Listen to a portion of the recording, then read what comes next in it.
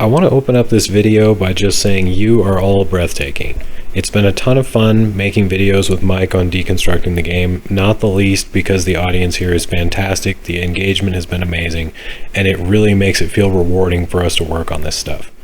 Now, I am just kind of chipping in a little bit today, adding another odds and ends video that's more on the kind of how the game is made side and covers a few things that aren't quite necessarily worthy of a theory video on their own yet, but I found interesting. And the first one of those is something that's kind of relevant to today's events. I'm Ryan, you're watching Deconstructing the Game.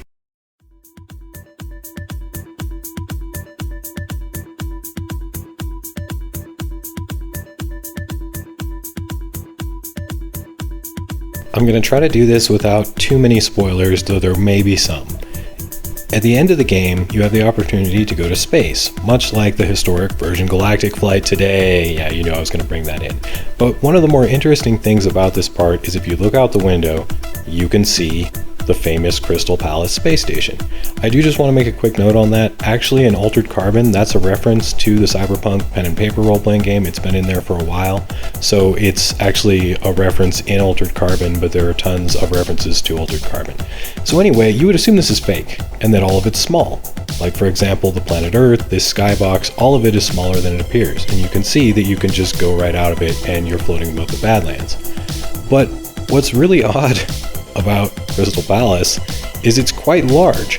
How large exactly? Well, I spawned it in the game and I put a marker right underneath it so that I could tell. It's actually to scale.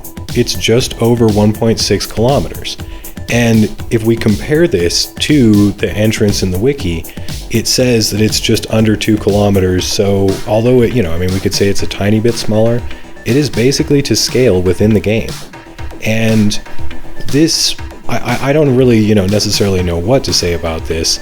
It could mean that you were just supposed to float around freely in space and it was supposed to look convincing, but it's actually large enough that some fairly small interior environments could be placed in it, and the player could convincingly dock with it, go in through a door, and there's enough room within it that there could be interior environments.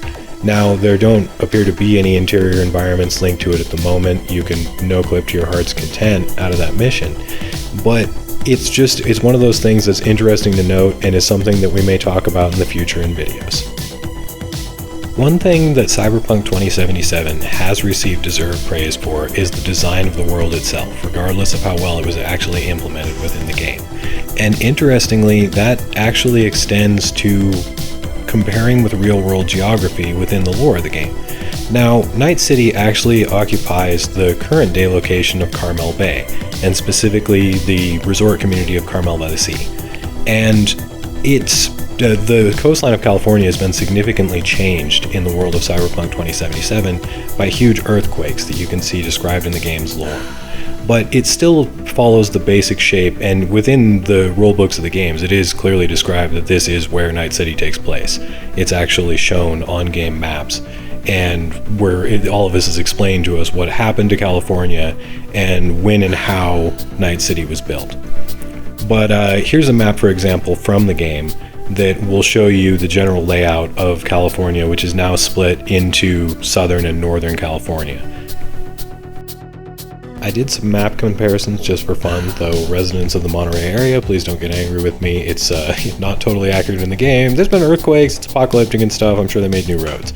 But anyway, the major road going into Night City and out the other side is actually the real-world Highway 1. And it's kind of funny to compare it because the location of Yucca within the game actually does line up with about where the highway would come through, and all of it does actually match up somewhat with real world areas that are south of Carmel Bay. When we move over to the Badlands area within the game, this one is also pretty analogous to a real world location, though there's a few interesting things about it. Now, this is Carmel Valley Road, and if it's Carmel, I'm sorry folks that live there, I just assumed it was like some conquistador named Carmel. I didn't stop to ask, I'm sorry, I will next time I come through. But it's interesting that the mountain ranges to the north have collapsed and become the canyon. And this also matches with lore, where it talks about where, some mountains have collapsed and been canyons, and other things about the geography have been significantly changed. So I just find that interesting that, that part is analogous, but that canyon that looks like it was created by some cataclysm is there. Now, as far as other things changing on the coastline, this island where the space shuttle launches from, I'm pretty sure within the game it's actually supposed to be an artificial island, but that could also be an example of the coastline changing.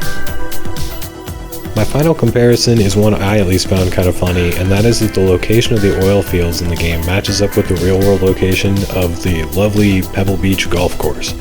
And, I didn't really notice anyone playing golf in the nasty apocalyptic world of Cyberpunk 2077. Maybe it's fallen out of popularity. It was just kind of funny for me to think of Pebble Beach as this horrible polluted oil field.